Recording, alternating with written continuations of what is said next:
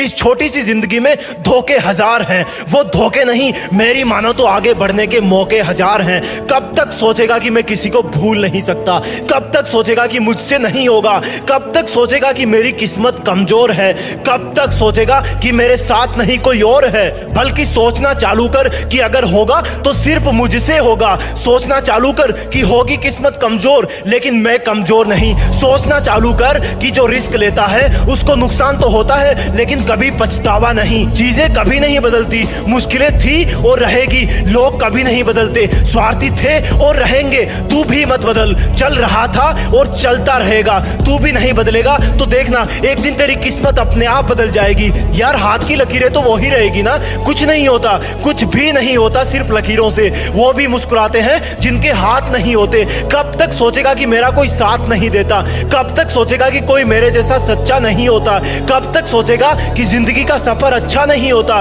कब तक सोचेगा कि जिसको मैं सीधा समझता हूं वो इतना भी बच्चा नहीं होता। सोचना है तो ये सोच कि अगर ठान लिया तो करके दिखाऊंगा, कि बोलने से अच्छा है करके दिखाना, और सिर्फ करके दिखाने से अच्छा है सिर्फ करना, क्योंकि दिख तो अपने आप जाएगा जब तू वो करेगा जिसकी किसी ने उम्मीद ना करी होगी, जब तू वहां तक पहुंचेगा जहां तक किसी ने सोचा भी ना होगा। कब तक सोचेगा यार कि पढ़ाई मुश्किल है, कब तक सोचेगा यार कि बिजनेस में घाटा है, कब तक सोचेगा यार कि मुझको कुछ नहीं आता है, कब तक सोचेगा यार कि मेरा सिर्फ असफलता से नाता है। अपने चारों तरफ आंखें घुमाना, ये नेचर बहुत कुछ सिखाती है। कांटों में गुलाब खिलता है, कीचड़ में कमल खिलता है, काले बादलों से ही बिजली चमकती है। चाहे कैसा भी मौसम हो हवा भी तो बहती है। सोच कि तुझे सपनों वाली चीजें सिर्फ सपनों में चाहिए या हकीकत में, तो उसके लिए मेहनत भी सपनों में नहीं रातों में जग कर करनी पड़ेगी। अगर मुश्किलें हैं तो उनको स्वीकार कर, अगर फेल हो गया तो उसको भी स्वीकार कर, रोकर नहीं एक पार्ट समझकर कि मैं पहले से ज्यादा मजबूत बन गया। कब तक सोचेगा यार कि 2 मंजिला बंगला बनाऊंगा, कब तक सोचेगा कि पूरी दुनिया घूमूंगा, कब तक सिर्फ सोचते रहेगा यार कि जिंदगी में औरों से अलग करना है, कब तक सोचेगा मेरे दोस्त कि कोई रिकॉर्ड बनाऊंगा। अगर दिल में सच्चा वाला सपना है तो ये भी जान ले कि सिर्फ तुझे ही करना है, और फिर भी कहीं रुकने का मन करे तो सोचना एक बार कि क्या होगा अगर तू सच में कर गया तो, कि क्या होगा अगर तू ऐसे ही मर गया तो, कि क्या होगा अगर तेरे नाम से ही सबका दिल गर्व से भर गया तो, और क्या होगा जो तू शुरू करने से पहले ही डर गया तो सोचना बंद कर, जो करना है उठ और अभी शुरुआत कर। और सुन, देश में तेरा नहीं दुनिया में देश का नाम कर।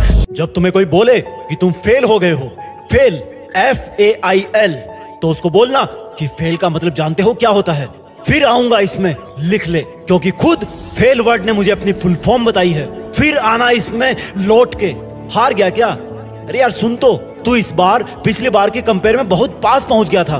बस मेरी बात मान, और एक बार, सिर्फ एक बार और करके देख ले, क्योंकि तू इस बार जीतता या अगली बार जीतेगा, बात तो एक ही है ना, क्योंकि जीत पे नाम तेरा होता। और अब तो तू वैसे भी इतनी बार हार गया है, तुझे हार बिल्कुल भी फील नहीं होनी चाहिए। और अगर ये तेरी पहली हार है और अगर तुझे लग रहा है कि अगली बार भी नहीं हो पाएगा, तो कोई ना, बैठ मत ऐसे, 2-4 बार और हार जा, फिर बिल्कुल बुरा नहीं लगेगा। और जितनी ज्यादा बार तू हारेगा तो देखना, कई हारों के बाद जब वो तुझे एक जीत मिलेगी तो उसका मजा पहली बार में ही जीतने से कई गुना ज्यादा होगा। इसलिए अगर तू हार गया तो ये समझ कि ऊपर वाला चाहता है तू जीतने के बाद ज्यादा एंजॉय करे, इसलिए अभी वो तुझे जीतने नहीं दे रहा। कोई ना कोई दिन तेरा जरूर होगा। असली वीरता सिर्फ जीतने में ही नहीं है, असली वीरता हार को दिल से ना लगा लेने में है। चलो मुझे ये बताओ, तुम्हें जो भी खेल या स्पोर्ट्स पसंद हो उसमें तुम्हारी फेवरेट टीम कौन सी है? अब मुझे ये बताओ, क्या वो हर मैच जीतती है?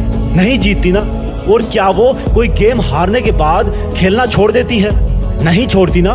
तो तुम कैसे छोड़ सकते हो? कितने भी गेम हारो, एक गेम तो तुम जीतोगे ही। और हाँ, उस गेम के बाद और बहुत सारे गेम आएंगे, उनमें भी तुम किसी गेम में हारोगे, किसी में जीतोगे। तो फिर किस बात का है रोना? चलता रहता है खोना और पाना। आज जीत किसी और की हो गई तो क्या कल उसके पास भी हार नहीं जाएगी? ठीक इसी प्रकार आज हार तेरी हो गई तो क्या कल तेरे पास भी जीत नहीं आएगी? अरे फेल वर्ड तो खुद ही तुमसे बोल रहा है कि फिर आना इसमें लौट के, और उसको भी तुम बोल दो कि हाँ फिर आऊंगा इसमें लिख ले। फेल का मतलब वापस लौट जाना नहीं है, बल्कि दुगनी मेहनत करके वापस उसी जगह पे जाके अपनी चुनौतियों को ललकारना है जहां से तुम पिछली बार वापस आए थे। अगर ये हार ना होती तो जीत का क्या मीनिंग रह जाता? और अगर हर बार जीत ही मिलती तो जीतने का फिर क्या मजा आता? इसलिए उठ और एक बार और कोशिश करके देख ले। हो सकता है इस बार तू वो कर जाए जिसका सपना तुमने कब से देख रखा है। एक रॉकेट जमीन से अंतरिक्ष में जाने के लिए उड़ा, लेकिन थोड़ी देर बाद ही उसका मन नहीं किया उड़ने का। उसको उड़ना बोरिंग लगने लगा। उसको उड़ते वक्त नींद आने लगी। सोचो क्या हुआ होगा उस रॉकेट का। उसका नाम रॉकेट से बदल के कचरा हो गया, क्योंकि वो जमीन पे गिर गया।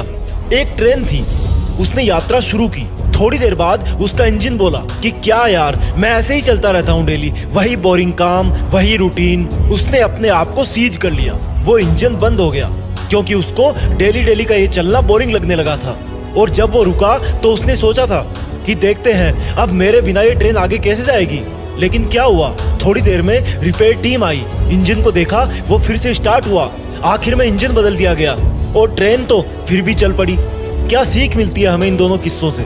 रॉकेट वाला किस्सा बताता है कि अगर तुम्हें अपना काम, अपनी पढ़ाई बोरिंग लगने लगी है ना, तो इसका मतलब अब तुम्हारी किस्मत का कचरा बनने वाला है, क्योंकि तुमने सीखना बंद कर दिया है। अगर तुम्हें पढ़ते वक्त आलस आने लगा है तो इसका मतलब अब थोड़े दिनों में तुम्हारी लाइफ का कचरा बनने वाला है। अगर इसको कचरा बनने से बचाना है तो अपनी पढ़ाई, अपनी मेहनत जारी रखो। ट्रेन से क्या सीखने को मिला? अगर तुम सोच रहे हो कि ये काम सिर्फ मैं ही कर सकता हूँ, तो ये तुम्हारी सबसे बड़ी भूल है। अगर तुम पढ़ रहे हो, इसका मतलब ये नहीं कि इस दुनिया में सिर्फ तुम अकेले पढ़ रहे हो। अगर कोई जॉब जो तुम्हें चाहिए थी और अगर तुम बीच में ही पढ़ाई करने से रुक गए, तो वो जॉब कोई और ले जाएगा। ट्रेन को खींचने वाले तुम एक ही इंजन नहीं हो, बहुत सारे हैं। जो काम तुम नहीं करोगे वो कोई और कर देगा। तो फिर क्यों ना तुम अपने आलस को तोड़ के अपनी पढ़ाई में जी जान से लग जाओ, क्योंकि तुम्हारा पढ़ते रहना ही तुम्हारे स्टूडेंट होने की पहचान है। अपने स्टूडेंट होने पर प्राउड फील करो, क्योंकि तुम जिंदगी की उस स्टेज से गुजर रहे हो जहां पर किताबों से सीखा हुआ हर एक शब्द भविष्य में तुम्हारी जिंदगी संवारने में बहुत काम आएगा।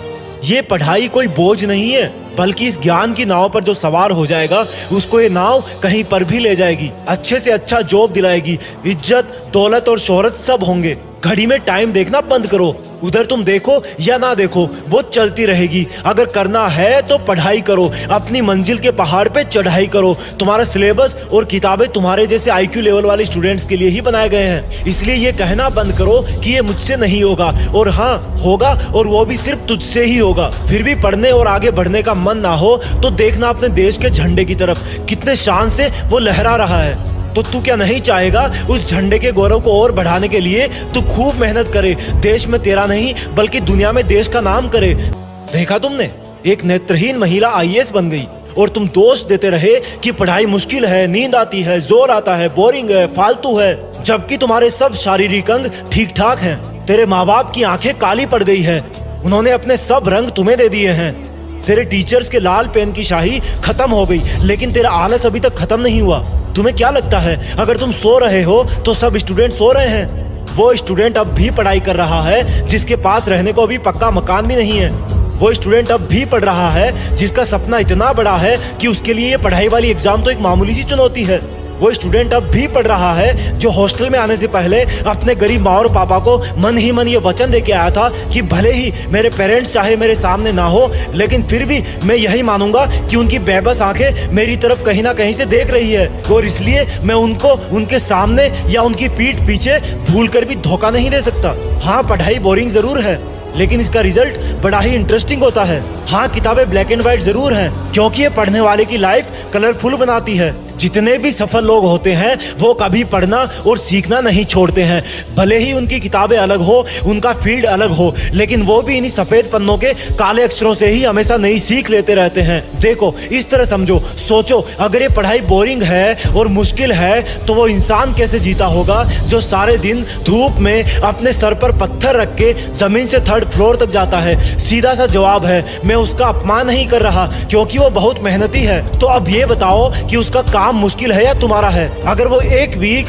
काम पे नहीं गया तो उसके घर में पैसे की दिक्कत होने लगेगी। तुम इसलिए पढ़ाई में इंटरेस्ट नहीं लेते हो क्योंकि तुम्हारे ऊपर कोई लोड नहीं है। जिस दिन अपने ऊपर रिस्पॉन्सिबिलिटी लोगे उस दिन अपने आप तुम्हारे रूममेट सुबह उठते ही तुमसे पूछेंगे कि यार कितनी बजे उठ गया था तू, और रात को भी पता नहीं कब सोया था। लेकिन उनको क्या पता, तू तो सारी रात पढ़ रहा था। और जब रिजल्ट आएगा तब तुम्हारी हर एक वो रात अपना कर्ज ब्याज सही चुकाएगी जिसकी नींद को तुमने सेक्रीफाइस कर दिया था। मेहनत कभी भी अपने पास कुछ नहीं रखती। हाँ, इतना जरूर है, उसमें एक लॉकिंग पीरियड होता है कि तुम 2 साल या 5 साल तक डिपॉजिट करते जाओ, वापस बाद में मिलेगा एक साथ। इस विद्यार्थी जीवन को समझ गए तो पूरी जिंदगी की चुनौतियों को हैंडल करने की सीख मिल जाएगी। नींद आ रही है तो थोड़ा उठ के फिर लो यार, 3 मिनट में नींद भाग जाएगी। आलस आ रहा है तो मुंह धो लो, नहा लो। करना चाहो तो सॉल्यूशन है, और ना करना चाहो तो पछतावा है, गिल्टी है और टेंशन है, बहुत कुछ है। इसलिए अपने आप को पढ़ाई से दूर करके उस परिस्थिति में मत धकेलो जहां तुम्हें अफसोस के अलावा कुछ नहीं मिलने वाला।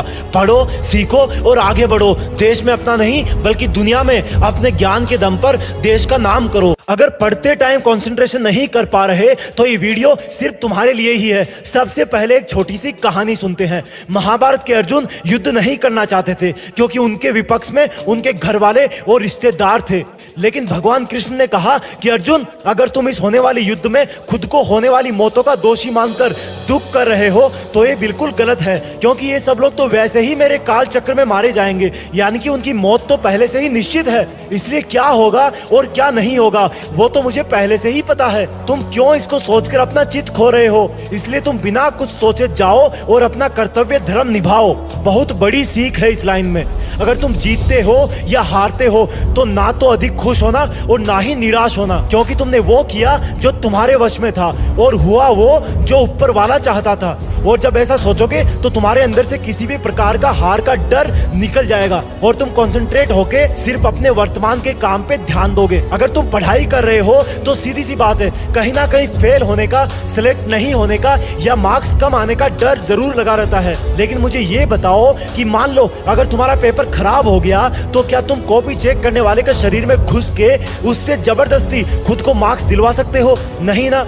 इसका मतलब ये है कि अगर एक बार एग्जाम हो गई तो उसके बाद तुम्हारा रिजल्ट पर या आउटपुट पर कोई कंट्रोल नहीं है। अगर तुम्हारा कंट्रोल है तो वो है सिर्फ और सिर्फ पढ़ने लिखने पर। तुम्हारे कितने मार्क्स आएंगे या ना आएंगे वो तुम एग्जामिनर पे छोड़ दो और फोकस करो कि जो कॉपी उसके सामने चेक होने जाएगी उसमें तुम उसको कैसे इंप्रेस कर सकते हो, अपने ज्ञान को उसमें कैसे बेहतर ढंग से एक्सप्रेस कर सकते हो। और उसके लिए तुम्हें अपने रिजल्ट पे फोकस ना करके अपने मन को काबू में करते हुए सिर्फ और सिर्फ तुम्हारे सामने जो किताब पड़ी है उसमें उसी तरह घुल जाना है जैसे कि चाय में चीनी घुलती है। अब मैं तुम्हें यह बताना चाहता हूँ कि तुम्हारा मन फोकस क्यों नहीं कर पाता। देखो, इस बात को अगर ध्यान से समझ लिया तो कभी भी पढ़ते टाइम दिमाग इधर उधर नहीं भागेगा। दिमाग इधर उधर इसलिए भागता है क्योंकि उसके पास तुम्हारे चारों तरफ के माहौल से बहुत सारे इनपुट जाते हैं और 5 तरीके हैं जिनसे तुम्हारे दिमाग तक ये पहुंचते हैं। पहला है तुम्हारी आंखें, यानी कि जैसे अगर तुम पढ़ रहे हो और तुम्हारे पास में मोबाइल रखा है और उसमें कोई मैसेज आया तो तुम्हारे आंखों के जरिए वो तुम्हारे माइंड तक पहुंच जाता है और तुम्हारा कंसंट्रेशन भटकने लगता है। दूसरा इनपुट है तुम्हारे कान, यानी कि तुमने ऐसी कोई बात सुन ली वो अब तुम्हारे दिमाग में ही घूम रही है। जैसे किसी से फोन पे बात करना, किसी ने ऐसी बात बोल दी जिससे तुम अपसेट हो गए या फिर एक्साइटेड हो गए। दोनों ही परिस्थितियों में तुम्हारा कंसंट्रेशन कम हो जाएगा। दिमाग में तीसरा इनपुट जाता है तुम्हारे नाक के जरिए, यानी कि खुशबू या गंध। अगर तुम पढ़ रहे हो और कहीं से गर्मा गर्म पकोड़े की खुशबू आ रही है तो ऑब्वियस सी बात है तुम्हारे मन को नाक के जरिए इनपुट मिल रहा है कि कुछ बन रहा है और तुम्हारा मन पढ़ाई से निकल के खाने की तरफ चला जाएगा। चौथा इनपुट है तुम्हारी जीभ, यानी कि स्वाद। सोचो, तुम पढ़ रहे हो, व्हाट्सएप पे दोस्त का मैसेज आया कि यार आजा गली में चिली पोटैटो खाते हैं। अब तुम्हें पता है कि उसका स्वाद कैसा होता है, तुम्हें उसका स्वाद अच्छा लगता है और तुम्हारा माइंड अपने आप उसकी तरफ भागने लगता है। पांचवा इनपुट है तुम्हारी त्वचा, यानी कि स्किन। सर्दी लग रही है, गर्मी ज्यादा है या पसीना आ रहा है, इस तरह का इनपुट तुम्हारी स्किन से ही माइंड तक पहुंचता है और इससे भी कंसंट्रेशन भटक जाता है। यानी कि तुम्हारी इंद्रियां ही तुम्हारे दिमाग तक वो मैसेज पहुंचाती है जिससे मन इधर उधर भागने लगता है। अगर तुम्हें पढ़ते वक्त किसी विशेष इंसान की याद सताती है तो उसका इनपुट भी तुम्हारी इंद्रियों के जरिए ही पहुंचता है। इसलिए अगर दिमाग में घुसने वाले इन 5 गेट को काबू में कर लोगे तो तुम्हारा कंसंट्रेशन कभी भी लीक नहीं होगा। एक बार दोबारा सुन लो, तुम्हारी आंखें, कान, नाक, जीभ और स्किन। जिन स्टूडेंट्स को इन बातों का रहस्य समझ में आ गया वो अपने आप में इम्प्रूवमेंट खुद ब खुद देखेंगे। यार पढ़ाई में मन नहीं लग रहा, जब भी पढ़ने बैठता हूँ नींद आने लगती है। ऐसे फील होता है जैसे मैं पढ़ाई के बंधन में बंध के अपनी जवानी बेकार कर रहा हूँ। मोबाइल चलाने का मन करता है, चैटिंग करने का मन करता है, दोस्तों के साथ गप्पे लड़ाने का मन करता है। हर पल यही सोचता रहता हूँ कि ये पढ़ाई किसने बनाई। यही सोचता हूँ कि टॉप करने वाले स्टूडेंट कैसे पढ़ते होंगे, वो कैसे ले आते हैं इतने मार्क्स, उनकी मेमोरी इतनी शार्प क्यों होती है, क्यों कोई स्टूडेंट एग्जाम में 99% ले आता है जबकि तुम्हें लगता है कि तुम बहुत पढ़ते हो और फिर भी तुम्हारे मार्क्स बहुत कम आते हैं। ऐसा क्या होता है जो एक टॉपर को तुमसे अलग बनाता है? इसका जवाब मुझे तुमसे चाहिए। ऐसा क्या है जो किसी और के पास है और तेरे पास नहीं है? ऐसा कौन सा काम है जो एक टॉपर कर सकता है और तू नहीं कर सकता? ऐसा क्या है जो उसको बाय बर्थ मिला है और तुझे नहीं? सोचा कभी?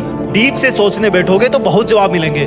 सबसे पहला तो ये कि तुम में और एक टॉपर में बायोलॉजिकली कोई फर्क नहीं है। तुम्हारे शारीरिक अंग भी उसी तरह से काम करते हैं जैसे उनके करते हैं। तुम्हारी आंखें भी 2 को 2 पढ़ती है और 8 को 8। तुम भी सोते हो और एक टॉपर भी सोता है। तुम भी मोबाइल यूज करते हो और वो भी। उसके पास भी वही सिलेबस है, टाइम है, मौसम है और तुम्हारी ही तरह अंधेरे में ना पढ़ पाने वाली आंखें हैं। तो फिर फर्क किस चीज का है? फर्क बहुत कम है। एक फर्क है टाइम और प्रायोरिटीज का, यानी कि वक्त और प्राथमिकताओं का। एक टॉपर को पता होता है कि कौन सी चीज को या कौन से काम को कब और कितना टाइम देना है। जैसे अगर मुझे पता है कि मोबाइल यूज करने से मैं अपने काम से डिस्ट्रैक्ट हो जाऊंगा तो मैं उस जरूरी काम को पहले निपटाऊंगा और मोबाइल के मैसेज बाद में चेक करूंगा। कहीं कोई आग नहीं लग रही है, तुम्हारे सपने सबसे पहले हैं। और दूसरा क्या है जो एक टॉपर को तुमसे अलग करता है? तुम्हारा मकसद सिर्फ पढ़ना होता है, रटना होता है, मार्क्स लाना होता है। जबकि एक टॉपर का मकसद सिर्फ पढ़ना कभी नहीं होता, उसका मकसद कुछ और होता है। पढ़ाई तो सिर्फ एक माध्यम होता है जो उसको उसकी मंजिल तक पहुंचाने के लायक बनाता है। इसलिए उसको पढ़ते टाइम नींद नहीं आती, क्योंकि उसको पता होता है कि वो सिर्फ पढ़ने के लिए नहीं पढ़ रहा बल्कि कोई बड़ा काम करने के लिए, अपना नाम करने के लिए पढ़ रहा है। और यही बात उसको ताकत देती है। और क्या फर्क होता है एक टॉपर और एक एवरेज स्टूडेंट में? टॉपर कभी भी रटता नहीं है, वो चीजों को, कंसेप्ट को समझता है, उनको प्रैक्टिकल वे में अप्लाई करता है,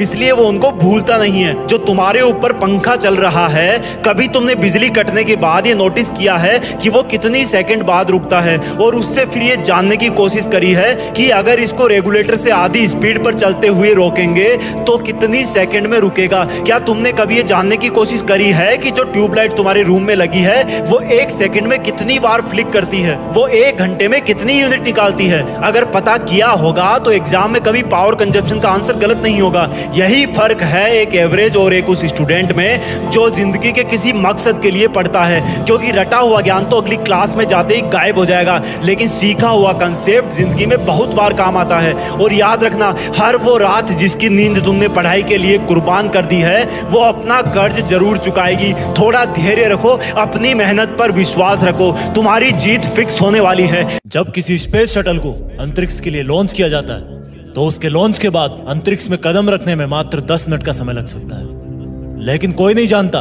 कि उसकी 10 मिनट की उड़ान के लिए हो सकता है पिछले 10 बरस से भी ज्यादा वक्त से इसकी तैयारी की जा रही हो। इसके लिए दुनिया के बेस्ट इंजीनियर्स, एस्ट्रोनॉट्स, साइंटिस्ट और इनके अलावा भी बहुत सारे लोग दिन रात मेहनत करते हैं। भले ही शटल को ग्रेविटी क्रॉस करने में 10 मिनट का समय लगे, दुनिया की करोड़ों नजरें उसकी उड़ान पर होती हैं। और इसको बनाने वाले लोगों को पता होता है कि अगर इस बार चूक गए तो भारी नुकसान हो सकता है, कई जाने जा सकती है और तो और फिर जीरो से वही मेहनत स्टार्ट करनी पड़ सकती है। वो इस अंजाम को अच्छी तरह जानते हैं, उनके पास कोई ऑप्शन नहीं होता। जब किसी रनर को 100 मीटर रनिंग का गेम जीतना होता है तो वो उसको जीतने के लिए उसके पहले की प्रैक्टिस सिर्फ 100 मीटर दौड़ के नहीं करता, वो 4 किलोमीटर दौड़ता है। वो बहुत सारी अलग अलग एक्सरसाइज करता है, अपनी डाइट पर, हेल्थ पर ध्यान देता है, अलग अलग मौसम में दौड़ता है, थकने के बाद भी दौड़ता है, टूटने के बाद भी दौड़ता है, क्योंकि उसको पता है इसके बिना वो विजेता नहीं बन पाएगा। जब किसी को एग्जाम का टॉपर बनना होता है तो वो सिर्फ एक किताब नहीं पढ़ता, वो 40 किताबों से ज्ञान ढूंढता है। एक मौसम में नहीं पढ़ता, हर मौसम में पढ़ता है। एक ही वक्त पर नहीं पढ़ता, थकने के बाद भी पढ़ता है, टूटने के बाद भी पढ़ता है, रोता हुआ भी पढ़ता है, ठोकर खाता हुआ भी पढ़ता है। पढ़ने का मतलब सिर्फ रट्टा मारना नहीं है, पढ़ने का मतलब है ज्ञान हासिल करना, नया सीखना, नए फॉर्मूले ढूंढना, मन में जिज्ञासा रखना, हर वक्त आंखों में एक लक्ष्य रखना कि मैं कर लूंगा, मुझे करना ही है, मेरे पास और कोई चारा नहीं है, अब इसको किए बिना मेरी लाइफ का कोई मतलब नहीं है, मेरे पास कोई ऑप्शन नहीं है, मेरे पास कोई दूसरा रास्ता नहीं है। जबकि तुम्हारे पास रास्ते हैं, तुम्हारे पास ऑप्शन है। अपने टाइम को वेस्ट करने का, मोबाइल पे खुद को व्यस्त रखने का, खुद के सपने खुद ही नष्ट करने का, बिना जरूरत रेस्ट करने का, उस रेस्ट को गहरी नींद में कन्वर्ट करने का, क्योंकि तुम्हें जिम्मेदारी का एहसास नहीं है। शटल वाले वैज्ञानिकों और इंजीनियरों को पता होता है कि उन पर जिम्मेदारी है। सिर्फ एक चांस है, करोड़ों की उम्मीदें हैं, कंट्री की बात है। जिम्मेदारियां तुम पर भी है, लेकिन फर्क यही है कि तुम्हें जिम्मेदारी का एहसास नहीं है। तुम पर जिम्मेदारी है अपनी जिंदगी बेहतर ढंग से जीने की, अपने आप को डेवलप करने की, अपने आप को सक्षम बनाने की, लेकिन फिर भी तुम्हें इसका एहसास नहीं होता, क्योंकि तुम खुद से मेहनत करने के लिए डिमांड नहीं करते। तुम्हें बदलाव सिर्फ अपने सपनों में ही अच्छा लगता है, हकीकत में नहीं। वैज्ञानिकों के पास एक चांस होता है, पर तुम्हारे पास चांस की कोई कमी नहीं है। तुम उम्र भर कंपटीशन की तैयारी कर सकते हो, क्योंकि तुम्हारी सफलता की सच्ची उम्मीद करने वाली सिर्फ 8-10 आंखें ही। जहां स्पेस शटल की सफलता को देखने के लिए करोड़ों आंखें होती है, वहीं पर तुम्हारी सफलता की सच्ची उम्मीद करने वाली सिर्फ 8-10 आंखें होती है, जिनमें 4 आंखें तुम्हारे लाचार माँ बाप की है, जिनकी आंखें तुम्हें हमेशा पढ़ता हुआ ही देखती है, जिनको कभी तुम्हारा बिहाइंड द सीन्स दिखता ही नहीं है, और बाकी 2-4 कोई खास इंसान और होंगे जो तुम्हें सफल देखना चाहते हैं। पर इस जिम्मेदारी को तुम स्किप कर देते हो। उनमें से कोई कुछ बोले तो उनको झूठे प्रॉमिस कर देते हो, ज्यादा कोई बोले तो निगेटिव रिएक्शन दे देते हो। तुम जानते हो कि तुम एग्जाम में फेल भी हो गए तो भी पहले का पढ़ा हुआ तो तुम्हारे दिमाग में रहेगा ही। तुम्हें स्पेस मिशन की तरह जीरो से स्टार्ट नहीं करना। तुम जानते हो कि तुम्हारे फेल होने से शटल की तरह किसी की जान नहीं जाने वाली, इसलिए तुम्हें इनसिक्योरिटी नहीं फील होती। जिस दिन जिम्मेदारी का एहसास होगा, ऊपर वाले से बोलोगे कि मुझे दिन के 100 घंटे चाहिए, मैं दिन में 100 घंटे मेहनत करना चाहता हूँ, और तब तुम्हारे लिए 20 घंटे मेहनत करना बाएं हाथ का खेल होगा। तुम्हें अपने लिए चांसेस की एक लिमिट तय करनी होगी कि बस इसी चांस में करना है मुझे। तब तुम्हें एहसास होगा कि अगर तुम इस बार नहीं कर पाए तो तुम्हारा शटल क्रैश हो जाएगा। तुम्हें फिर कई साल मेहनत करनी होगी, तुम्हें जीरो से स्टार्ट करना होगा। कई लोगों का दिल टूटेगा, खुद को कोसते रहोगे कि वक्त था, किताबें थी, बस दिल और दिमाग जोड़ना बाकी था। जोड़ लेता तो आज इस 3 घंटे के एग्जाम का नतीजा पूरी दुनिया देखती। लेकिन इसके लिए तुम्हें रनर की तरह 10 गुना ज्यादा मेहनत करनी होगी, स्पेस शटल की तरह एकदम एक्यूरेट प्लानिंग करनी होगी। तुम्हें वक्त को भूल जाना होगा। वक्त की कदर करोगे तो वक्त तुम्हारा लेवल अप कर देगा। मैं तुम्हारे लिए 5 मिनट का वीडियो लाने के लिए 20 घंटे सोचता हूँ। वीडियो बनाता हूँ तो तुम भी कर सकते हो। रॉकेट वाला मोटिवेशन लाओ अपने अंदर, रनर वाला जुनून लाओ अपने अंदर, टॉपर वाली जिम्मेदारी लाओ अपने अंदर। थैंक गॉड कि आज तुम थैंक गॉड बोलने के लिए जिंदा हो। तुम्हारी जीभ है जो अच्छा खासा बोल लेती है, लड़ लेती है, गा लेती है, लेकिन ये किस काम की है जब स्टीफन हॉकिंग जैसे महापुरुषों ने बिना बोले ही विज्ञान के बड़े बड़े रहस्य बता डाले। थैंक गॉड कि आज तुम्हारे पास चलने को पैर हैं जिनसे तुम दौड़ सकते हो, मूवी देखने के लिए भाग के जा सकते हो। लेकिन इनका क्या फायदा जब एक कटे हुए पैर के साथ कोई अरुणिमा सिन्हा जैसी इंसान माउंट एवरेस्ट पर